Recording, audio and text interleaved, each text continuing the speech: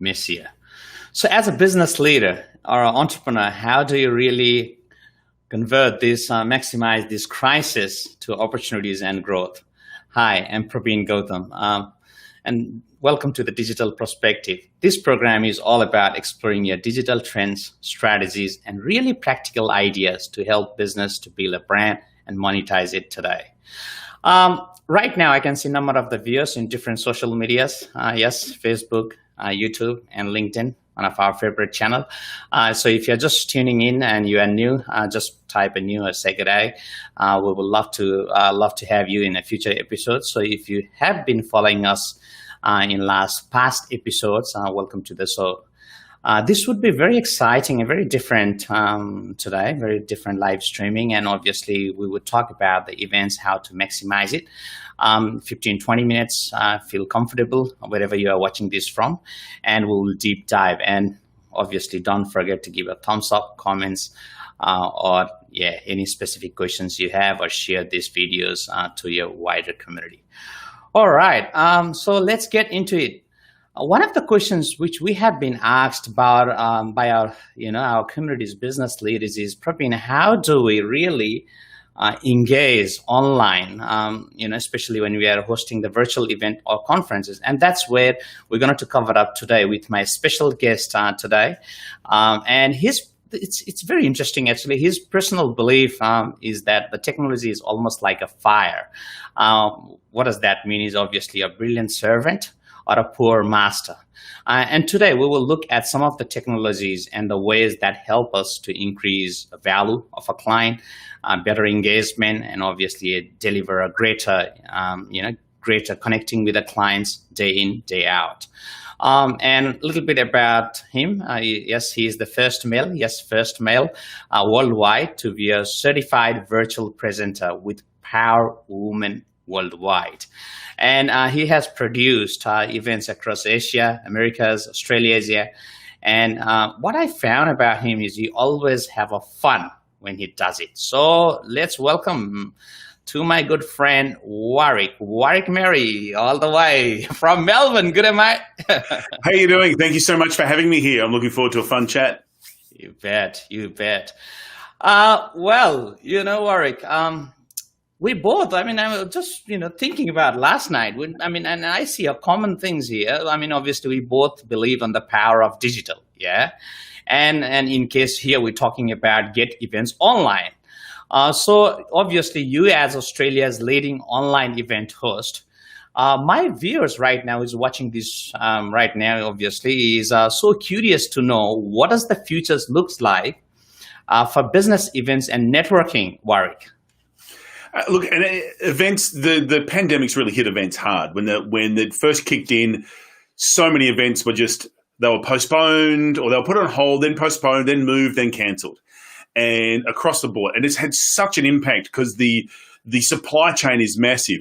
Venues, catering, speakers, musos, producers, special effects, so much, suppliers, sponsors. So we've had to come up with a way of how do we do this? So naturally, people have gone online because digital. See, I've been producing and hosting online events for quite some time, for many years before this had happened, but it was hard to get people excited about it. The technology has come a long way, and it's so much better, so much easier now. And so therefore, what the future holds is we're looking at a combination of live where possible, some hybrid, but a lot of online events. Because the challenge is, even if we do live events in the current environment, you're restricted to one person per every 4 square meters, in some cases every 2 square meters. So that means that if you want, let's say, 200 people in a room, it has to be a 500 seat capacity room, everyone sitting at every second or third seat, every second row. The energy in the room is just not strong. So for smaller events, it's okay, but for larger events, it's just not there. So you're not getting the vibe that you get with live events. So we're going to that hybrid model of having maybe some smaller physical, some online where there's the way to connect digitally, or just going solely online. Now, I'm a big believer in online events. I love them. I think there's so many pros to having online events. They're a lot more affordable. They're easy to produce. They're easy to get onto and off to. With everyone working from home now, it's it's very easy to be able to jump in to a meeting, have the session, it goes for a couple of hours, and then get out again. So I think that it's an exciting time. There will be a lot. We won't be going back to the massive events that we've had for some time. I think we need to get our pandemic under control, and there will be a lot of fear around that. So I can't see massive events happening, but massive events are happening online and happening online really well with the technology that we have. You bet. And Warwick, I love your perspectives on hybrid event. And those viewers who are watching this now, entrepreneurs or business leaders, can you a little bit, debrief it, what exactly the hybrid event is all about? Okay. Yeah, no, great question. So hybrid events are when you've got a physical get together. So you'll have a whole lot of people in the room, and you'll have your speakers, and you'll have your sponsors, and you'll have your whatever you've got. But you'll also allow other people to tap in virtually. So it means that you're broadcasting to them. But here's the trip. See, because what a lot of people do is they go, oh, well, we'll just throw some video cameras, video it, broadcast it, and we're away. But if you're doing that, it's essentially a TV show. If it's a TV show, you might as well give someone a recording so they can zip to the bit that they like, watch that, or watch it at speed and a half or whatever they want to do. My thing is, in this day and age, people don't want an event done to them. They want it done with them. They want to be part of the event. And technology allows us to do that, be it a conference app. So you can have people with a conference app online or in the room, and they're all responding. So all the Q&As can happen via the app. You can have, when we're having some breakout or you're chatting to the people who are physically around you, if you're at a table, you can set up breakout rooms online so people have their own breakout set up. So you're trying to do a bit of both. Here's the thing, and one of the most important things is they are two separate events. You've got your physical event happening, and then you've got your logical or your virtual event happening. So you need a host for the physical one, and you also need a host for the online as well, because when these guys are having a lunch break or they've gone off, all the people online, it's a great time to give them a more detailed interview with a speaker, or maybe an interview with a sponsor, or a profile of a sponsor, or profile of a member. Or there has to be, the danger of having these two events is one of the audiences gets forgotten. So it's really important to make sure that both audiences are considered, and they're considered for the entire duration of the event. Wow. I just hear about, just my recap is not to them, with them. So what you're saying is engaging during the whole event session, yeah? Yeah, very much so. And it is about engagement. And it's really interesting. Some people are fantastic face-to-face or in person, but they struggle a bit with the technology. You can't just do the same thing. You've got to recreate it. Some people are saying, here's my physical event. Now let's just plop it online. But what you've got to do is say, well, what can we do online, and how do we adapt what we may have done face-to-face to something online? So that's what we're looking to do. And that also means that this will help to build their brand, because obviously you are not looking on the events participants who are coming on the event, but really it is maximizing globally. The audience nowadays is a global village. So what's your thought on that? Yeah. All you need is a strong internet connection and good power, which now with the NBN, it's sometimes a bit of a challenge. But a good internet connection is really going to allow you to take advantage of a lot of the elements that are going on. So you can have global reach. I've found with my business, I've had to pivot or actually focus my business, and I'm now doing all of my business online, and I've picked up some clients in the UK, Singapore, America. Because 9 to 5 doesn't work as a time anymore. We work where the work is at the work time. Absolutely. And so you can do that from sort of anywhere. I've got a really good setup here. And this is my studio. It's a spare bedroom, but it's my studio. Right. And it has a nice look. I've got some good supplies. I've got backups so that if my computer goes down or my internet goes down, I can get back up and running again very, very quickly. So, anything's possible now. You bet. Anything is possible. That's a great advice. So, which also follow to talk to me about, the top 3 advice for the entrepreneurs and enterprises or business leaders who are watching this right now, can work right now to build the digital brand, Warwick. So, in terms of building a digital brand, we're really talking about how do I present better or how do I engage better online? And so I'm a big fan of live streams, consequently I'm here, but also of using video, of having open online sessions to engage with your team, your prospects, your customers, whoever, to help share some of that information. But you've got to be able to engage on camera. So there's a couple of things I'd recommend that you do. The number one simple, easy thing to do is it's not about you. Too often there's too many entrepreneurs who love their idea, which is brilliant, but no one else cares because they're focused on their needs. So how does that become a benefit for them? So get them involved in the conversation. Again, don't have an event to them, have it with them. So ask them questions, get them involved, get the feedback from them, find out how have they used your product or service, what's been the benefit, so that it starts a conversation. You'll actually learn some surprising things about how people use your product or service. Number two, when you are online, look at the camera. Now, too often we're on some kind of webinar system or online meeting system, and it's very tempting to look down at the other person or to look at all the people on it. But I'm not looking at the camera. So you've actually got to train yourself to look at the camera. So make sure that you're looking a bit, you're through the camera is the technical term, but you're looking through the camera beyond it, because we want to connect. At the end of the day, people do business with people. So you want to connect, and the way you do it is by looking them straight in the eyes. So looking beyond the camera is a great way to connect and to be able to do that. So, have an online event, make it about them, look at the camera, and also communicate with them, but listen to what they've got to say. I think that's really important. And too often people think communicate is a one-way street, and it really is that two-way street. Look, the stereotypical saying of like you've got two ears and one mouth, use them in that order, really applies digitally as well as face-to-face.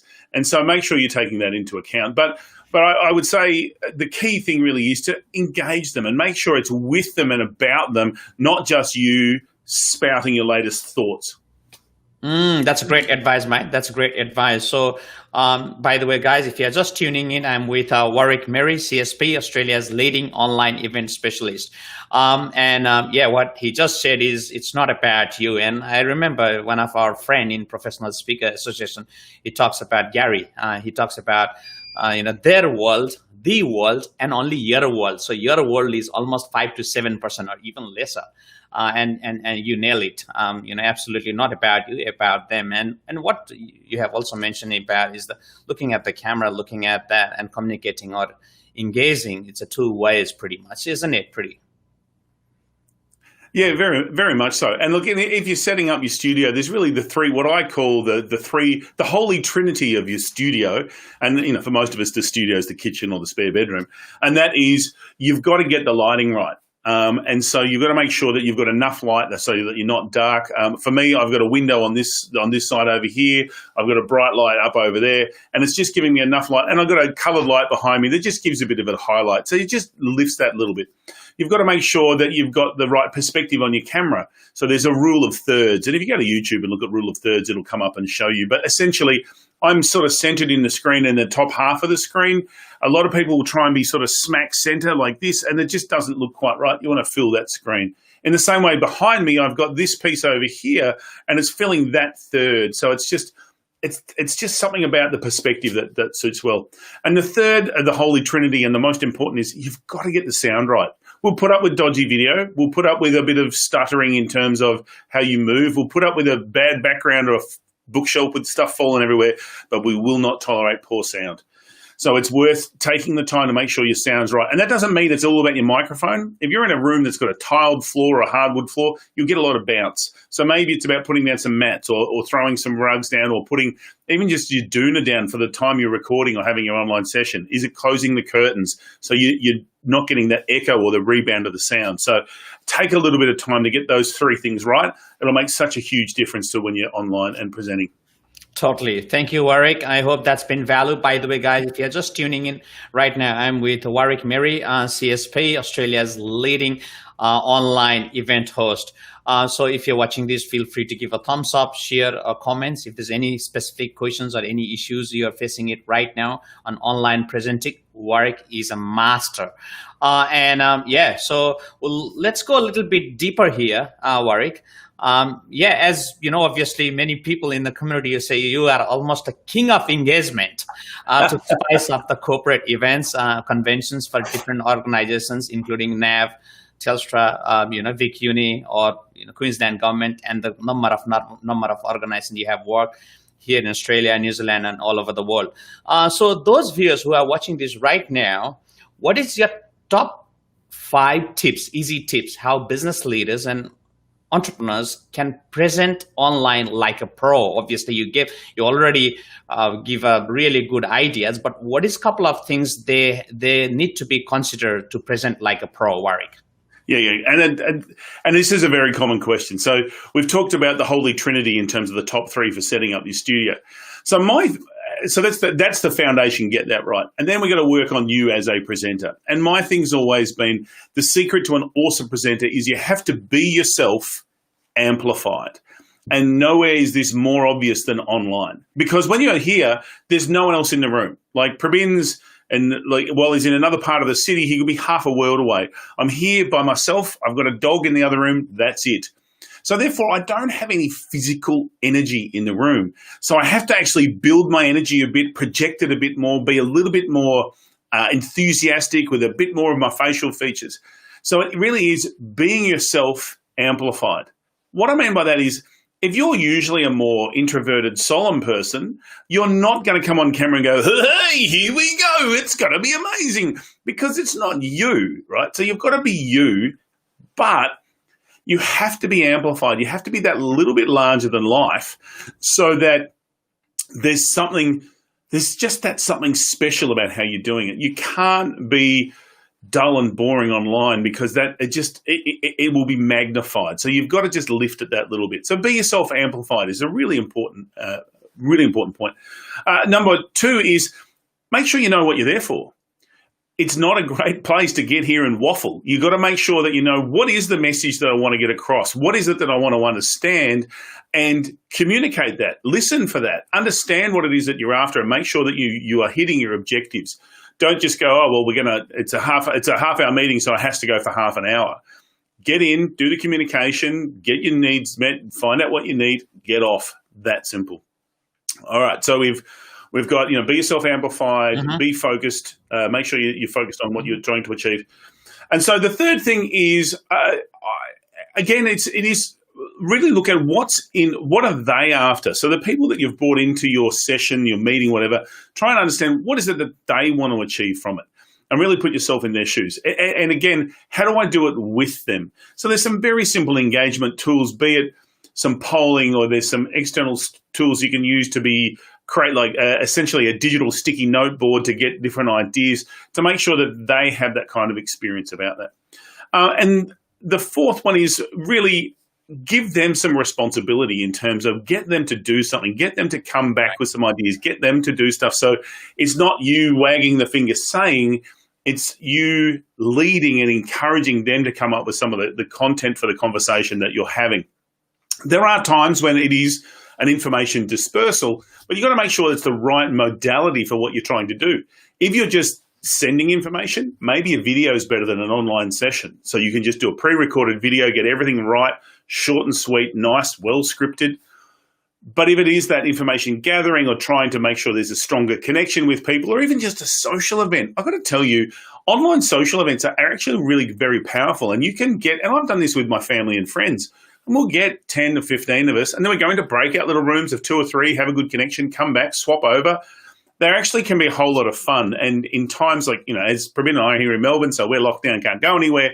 Yeah. It's a great way to use a resource to be able to reach out. So that would be some of the things that I would suggest, Prabin. If people want to get better at doing this kind of stuff, that would be the stuff that I would really focus on to start with. Beauty. Mate, that's brilliant, actually. So what you're saying, again, not sell is not to them, with them. So engaging as we go along. Yeah, that's what I'm hearing.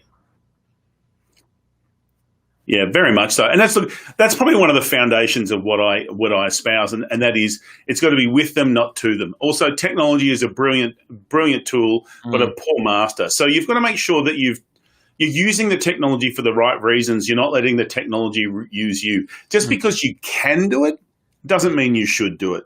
So make sure you have the structure of what's the plan, what do I want, what can the technology do, and then let that happen. And the other one is just make it fun. You know, I'm a big believer in making it fun, and people are going to listen more if it's fun. They're going to enjoy it more if it's fun. The Minister for Fun once said to me, if it's not fun, don't do it. But if you have to do it, make it fun. And that's really stuck with me, and I love that. So it's in terms of everything I do, that's what I try and do. Right, brilliant. Thank you so much, Warwick. Thank you for your insight. I hope all the viewers who are watching this right now, they can see a lot of value in it. And to be honest, myself, I'll go back and watch myself and put some notes as well. We can always learn. We can always improve, isn't it? Even the couple of things. That's a great idea. Anything, if people, like to reach out to you and they want to help, want to take to the next level the events or anything, can you able to share anything about that, please? Yeah, certainly. So if you want to get in touch with me, head over to my website, warwickmerry.com, or send an email. There's on there on the screen, warwick@warwickmerry.com. I'm more than happy to help. I put out a lot of content, so you'll find that all on my website and my blog there. There's a whole lot of stuff, or on LinkedIn. There's always something coming out. I also do a regular stream and talking about, again, how do we get events online and some of the key things. So check those out if there's extra resources that you need. I'm I really focus on using a couple of tools, one being Zoom, another being Remo. So if you have any questions about those, get in touch as well. So warwickmerry.com is the place to go. And if I can help, it'd be a pleasure to. Beautiful. Thank you so much, Warwick. It's great to have you, mate. Looking forward to, welcoming you in future episodes. That's a great value, mate. Thank you once again. Thanks for having me here. It's been great. Cheers, mate. Thank you. So if you're like Warwick today and you believe the power of digital and online events, or obviously a live streaming to help business build your brand and monetize it, feel free to reach out to me. Just the details are here, Praveen@vizznetwork.com.au. Thanks for watching, and I'll see you on the next one.